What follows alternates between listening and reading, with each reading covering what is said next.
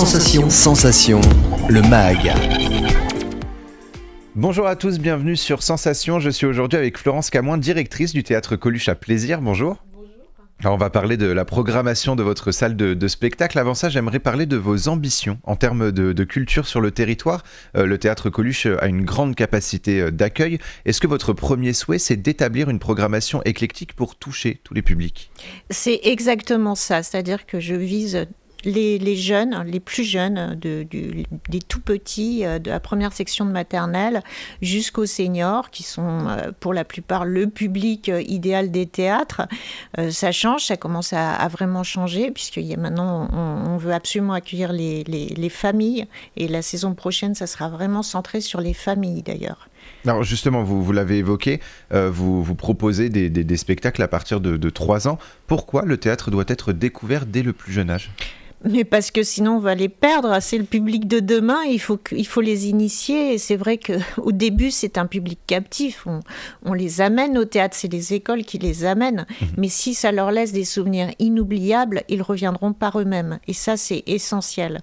À l'époque des chaînes de télé, de Netflix, de toutes les plateformes, il faut absolument que les jeunes découvrent le plaisir du direct, du live, de la vie. Les salles de spectacle de 50 ans en Yvelines proposent de nombreux spectacles tout au long de l'année. Vous travaillez notamment avec la Clé des Champs, qui est également à Plaisir, sur la programmation de certains spectacles ou concerts. Pourquoi les acteurs culturels doivent travailler main dans la main, selon vous ? Parce que c'est un ensemble, en fait. La culture, c'est pas le théâtre d'un côté. Moi, je dirige une scène pluridisciplinaire, donc on dit le théâtre Coluche, mais au théâtre Coluche, c'est des concerts, du cirque, de l'humour, toutes les disciplines sont représentées. Donc j'ai la chance exceptionnelle d'avoir une scène de musique actuelle, la Clé des Champs, qui a une programmation que je vous recommande, qui est formidable, qui est diversifiée, qui est jeune, avec un état d'esprit vraiment festif. Il y a, je crois, 2 concerts par mois, mais franchement, il faut la découvrir, cette programmation-là. C'est une salle qui, depuis 1 an, avec sa nouvelle direction, a complètement évolué. Et justement, vous les accompagnez, vous travaillez, avec eux. Évidemment. On va désormais parler de la programmation. Le 7 avril, vous proposez le spectacle Les Encres Fraîches, un spectacle hors les murs, puisqu'il se passe justement à la Clé des Champs. Qu'est-ce qui attend le public pour cette soirée ? Alors, c'est un peu plus qu'un spectacle. Je travaille depuis des années sur les écritures, les encres fraîches, les écritures nouvelles d'auteurs de théâtre vivants. Et donc, on montre en maquette, on fait des maquettes, mais avec une vraie mise en scène. Le texte est lu, bien sûr, mais il y a des lumières, il y a des musiciens qui font une vraie création musicale. L'auteur est présent. Et à la fin, il y a un échange avec le public. C'est extrêmement enrichissant. L'auteur entend pour la première fois son texte dit par des comédiens. Et ce sont des textes qui ont une vie derrière, qui vont avoir une production. Je citerai, puisque c'est assez récent, Respire, joué par Romane Boranger à la Scala, que j'ai fait découvrir à des spectateurs pendant des encres fraîches. Donc c'est assez génial, c'est une espèce d'avant-première, c'est un cadeau offert au public, puisque l'entrée est absolument gratuite. Il faut quand même un petit peu réserver avant, parce que on est dans la petite salle, donc on ne peut pas accueillir plus de 100 personnes.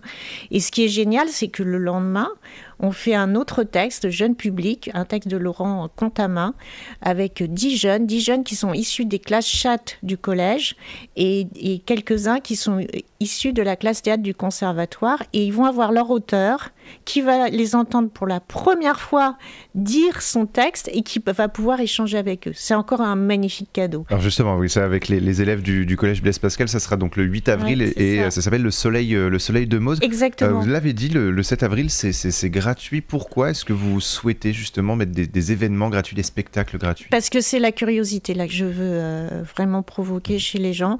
Osez venir, vous ne risquez rien. Peut-être que vous allez vous ennuyer, mais si vous vous êtes ennuyé, vous pourrez le dire directement à l'auteur et lui expliquer pourquoi. Et là, il y a des débats géniaux. En général, les gens ne s'ennuient pas. Et le petit problème de ça, c'est qu'ils nous disent « mais il n'y a pas besoin de monter le spectacle, en fait, on a tout eu là ». Ce qui est faux, mais voilà, ils adorent. Alors, le 16 avril, on passe à la danse hip-hop avec Casse-Noisette de Blanca Lee. C'est au théâtre Coluche. Qui est Blanca Lee et pourquoi avoir programmé ce spectacle au théâtre Coluche ? Parce que c'est une de nos plus grandes chorégraphes espagnoles. Et puis, j'adore l'état d'esprit espagnol totalement décalée, elle dépoussière complètement Casse-Noisette. Alors il y a quelques petits extraits de l'original, du ballet original, mais c'est totalement détourné, c'est hyper drôle, c'est à l'espagnol, c'est enlevé, c'est du hip-hop comme on en voit rarement. C'est une totale redécouverte de Casse-Noisette. C'est unique, c'est même pas descriptible en fait, ce que les gens vont voir. C'est hyper drôle, c'est hyper virtuose en termes de danse, mais vraiment est tellement inventif. Et le 20 avril, Fabien Olicard sera sur la scène du théâtre Coluche pour son one-man show Archétype. On va écouter un extrait de son passage au Montreux Comédie et on poursuit juste après. Ça vous impressionne toujours un peu ce genre de choses? Alors, je vous rassure, on est des hommes comme les autres, sauf qu'on est mentaliste. Il y a quelques années, quand je disais aux gens que j'étais mentaliste, personne ne savait ce que c'était. Alors que maintenant, grâce à la série The Mentalist, personne ne sait ce que c'est, ça n'a rien changé du tout. Quand on dit mentaliste, on pense souvent à magicien ou à voyant. Il y a une différence entre les deux. Les magiciens utilisent les colombes, les voyants cherchent les pigeons. C'est pas le même volatile. Moi, je crois que le mentalisme, c'est deux choses. C'est une manière d'influencer vos choix et de savoir ce que vous pensez. Par exemple, mademoiselle, c'est... Charline. Non, c'est très flatteur ce que tu penses, surtout. Merci, Charline. Elle me regarde, elle fait mon pauvre garçon, pas du tout. Bon, je vous rassure, ce soir, on va commencer doucement avec la graphologie. J'ai avec moi 3 cartes de visite au dos desquelles j'ai mis un questionnaire. Je vais les donner à 3 d'entre vous. Les personnes qui veulent activement participer ce soir, vous pouvez lever la main. Ce qui n'arrive jamais. Sauf sur les gens bizarres, vous êtes donc 2. Voilà, comme ça je vous ai repéré, c'est cool. Eh bien, Charline, tu as parlé, tu vas participer. Tiens, Charline, un questionnaire, un stylo. Fabien Olicard, c'est donc le 20 avril au théâtre Coluche et il me semble du coup que c'est complet. Quasi, mais franchement là, il va falloir se mettre en liste d'attente parce qu'on pourra peut-être libérer des places dernière minute. Mais voilà, c'est liste d'attente là. Alors Fabien Olicard, voilà, c'est un humoriste et mentaliste du coup qui a joué au Montreux. Vous accueillez justement régulièrement des personnes, on va dire connues ou en tout cas réputées. Pourquoi est-ce que vous décidez également de à la fois faire découvrir des troupes de théâtre, des nouveaux spectacles, etc. Mais aussi des spectacles que tout le monde peuvent connaître, comme des one-man shows? Déjà, on a une très grande salle, il faut la remplir. Donc, il faut penser au tout public, à tout le monde, à tous les types de publics. Et aussi, oser faire du théâtre qui ne va pas faire 900 spectateurs, qui va en faire peut-être que 300 ou 400, mais des gens qui sont passionnés par un sujet, qui sont vraiment curieux, qui ont envie de découvrir et de se laisser porter. Et puis, j'espère que maintenant, le public commence à me faire vraiment confiance parce que je fais mon maximum pour qu'il y ait une ovation à la fin de chaque spectacle. Et pour finir, j'aimerais qu'on parle de la date du 12 mai. Sur votre site, vous proposez aux spectateurs de voyager à travers la galaxie princière. Alors, qu'est-ce qui nous attend pour cette soirée? Génial. C'est des jeunes très reconnus qui se produisent très régulièrement au New Morning, qui accompagnent les plus grands, mais vraiment les plus grands. Ils ont un talent fou. Et là, le chanteur Malka, mais il revisite Prince. C'est prodigieux. Il y a des choristes, il y a tout un groupe. Ils sont une quinzaine sur scène avec les choristes. Mais vraiment, moi, franchement, j'étais pas fan de Prince et grâce à eux, maintenant, je suis devenue fan. Mais finalement, c'est un spectacle à ne pas louper. À ne pas louper parce que c'est pour tout le monde là. Voilà, c'est pas que pour les cinquantenaires, soixantenaires qui ont vécu leur jeunesse avec Prince. C'est aussi pour les jeunes qui vont découvrir un des plus grands en matière de mélodie. Et moi, j'avais besoin d'être initiée à ces mélodies. Et grâce à eux, j'ai découvert vraiment. Alors tous les spectacles, vous les choisissez également en fonction de vos coups de cœur. Vous êtes une passionnée de théâtre. Exactement. Et plus largement d'art du spectacle. C'est un peu, je suis tombée dedans quand j'étais petite. Mon père était sociétaire de la Comédie Française. Je suis moi-même autrice et metteuse en scène. Donc, je sais ce que c'est que créer un spectacle. Je sais à quel point on sue, on souffre, on tremble le jour de la première. Donc, c'est très important.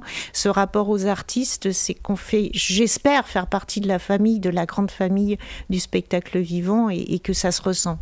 Et vous avez évoqué en début d'émission un peu la saison prochaine qui serait portée sur les familles. Pourquoi vous concentrez justement sur les familles, sur une saison familiale? Parce que j'ai l'impression que je n'ai pas assez pensé à eux jusqu'à présent. Je sens qu'ils ont envie de venir au théâtre plus souvent. Donc il y aura un peu plus de spectacles en matinée, le samedi ou le dimanche, qui seront vraiment ouverts pour toutes les familles, c'est-à-dire de 3 à 90. Des spectacles très ludiques, très originaux aussi, très très originaux, mais là je vais rien dire tout de suite. La présentation c'est le vendredi 16 juin à 20h30 et je vous espère nombreux. Je sais que les gens sont très à l'écoute, ils aiment beaucoup ces présentations parce que j'essaye de les rendre extrêmement ludiques et c'est le moment unique pour rencontrer les artistes. Rendez-vous le 16 juin et en attendant à votre salle de spectacle. Merci beaucoup Florence Camoin d'avoir été avec nous sur Sensation. Et pour revoir ou réécouter cette émission, rendez-vous sur notre site et notre application Radio Sensation.